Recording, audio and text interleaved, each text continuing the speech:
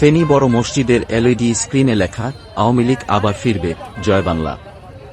এই ঘটনাকে কেন্দ্র করে সেখানে আলোড়ন সৃষ্টি হয়েছে, সেখানে অনেক জনগণ উপস্থিত হয়েছে, বিভিন্ন রাজনৈতিক ব্যক্তিদের সেখানে এসে আন্দোলন করতে দেখা গেছে।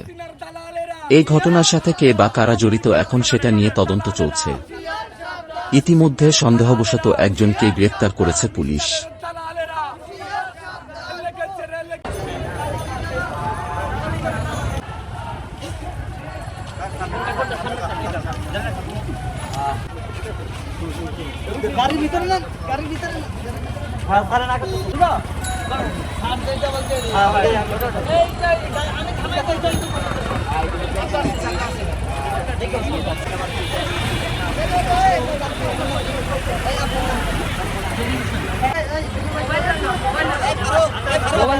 আমরা প্রায় 1.5 ঘন্টা ধরে দেখতে পাচ্ছি যে বড় মসজিদের দেওয়ালে লিখা আছে এখানে আপনার আওয়ামী লীগ আবার ফিরবে, জয় বাংলা। আমরা প্রায় 1.5 ঘন্টা এটা দেখতে পেরেছি। আমরা ইতিমধ্যে এখানে এসে যেটা দেখতে পেলাম, এখানে মসজিদ কমিটির কেউ নেই। এখন মসজিদ কমিটি যারা দায়িত্বে আছেন প্রায় কয়েকজন, তাদের মধ্যে আমি এখানে কেশিয়ার যিনি আছেন ওনাকে লাগ পেলাম, ওনাকে জিজ্ঞেস করলাম এটা কি হয়েছে। আমরা সমন্বয়কেরা এসে ওনাকে জিজ্ঞেস করলাম, উনি বলেছে এটা হ্যাক হয়েছে। তাহলে মসজিদের মতো এরকম একটা পবিত্র জায়গায় দোতলায় সার্ভারটা আছে, এখানে কিভাবে হ্যাক হয়? First of all. দ্বিতীয় কথা হলো এটা সুস্পষ্ট সুপরিকল্পিতভাবে এই ঘটনাটা ঘটাইছে। এটার সাথে মসজিদ কমিটি কর্তৃপক্ষ জড়িত আছে, এটা আমরা আবার কনফিডেন্স নিয়ে সহিত বলতে চাই।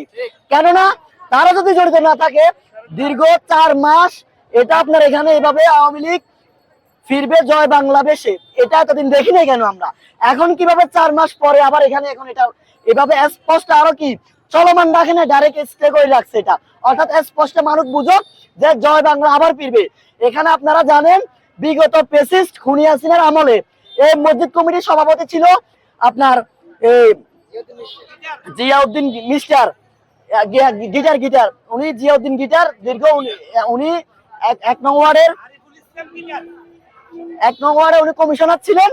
উনি এই যে দীর্ঘদিন এখানে মসজিদটাকে শোষণ করেছেন, এবং কি মসজিদের আমরা যেটা জানতে পেরেছি পাবলিকের আন্দোলনের মধ্যে দিয়ে কোটি কোটি টাকা উনি ওনার ব্যক্তিগত অ্যাকাউন্টে নিয়ে মসজিদকে ধ্বংস করেছে, এবং কি উনি মসজিদের উন্নয়ন ক্ষেত্রে কোনো ভূমিকাই রাখে নাই।